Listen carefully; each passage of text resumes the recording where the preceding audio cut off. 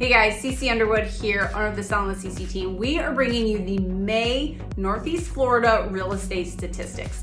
So we've talked about supply and demand. Right now, there's an incredible amount of demand coming into the state of Florida, and specifically here in Jacksonville as well. So currently we have 1.3 month supply of inventory. That's it, 1.3 month supply of homes for sale. Now that's in our entire Northeast Florida MLS system. Where that can change is high demand areas where all the buyers that are moving here from Texas, California, New York, New Jersey, they're coming here and they want to live in St. Johns County. So this demand is greater, meaning the supply of homes could actually be much less. Just to put that into a little perspective, in May of 2020, the month supply was 3.37 months. This is still a seller's market, but it's a healthy seller's market. There's just enough shortage of homes for sale to create a good, healthy seller's market. There still are more buyers than there are sellers.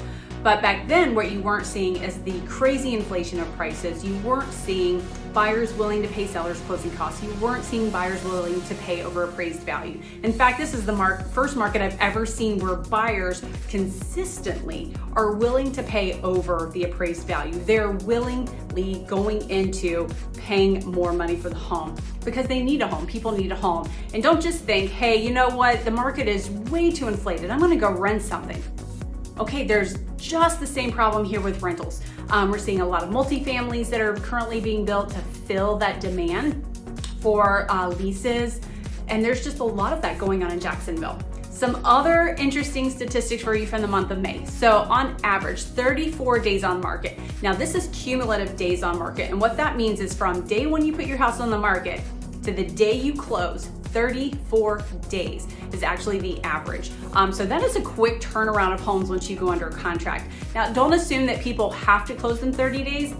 What we're seeing a lot of is buyers closing on the home and allowing the seller to occupy the home to allow them time to go find something. There's a lot of this going around. So if you are a seller, don't think you have to vacate your home in 30 days. There's a lot of outside the box thinking going on here.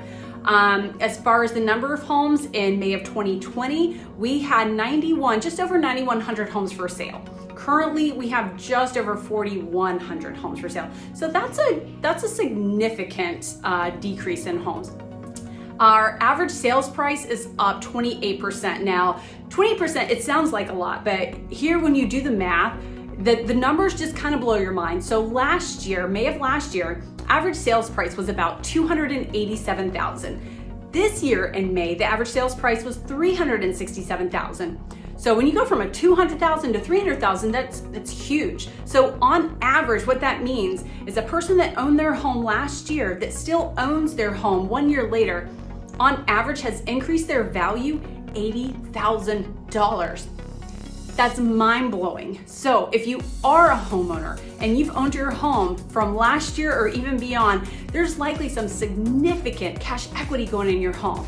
Now, what I would suggest, sell. If you're looking to sell your home and you need the cash, right? Not everyone needs to sell. I've got the same amount of equity, but for a number of reasons, it's not right for my family to sell at this time. Though someone down the street from me in just a couple of years has actually made over $200,000 in equity.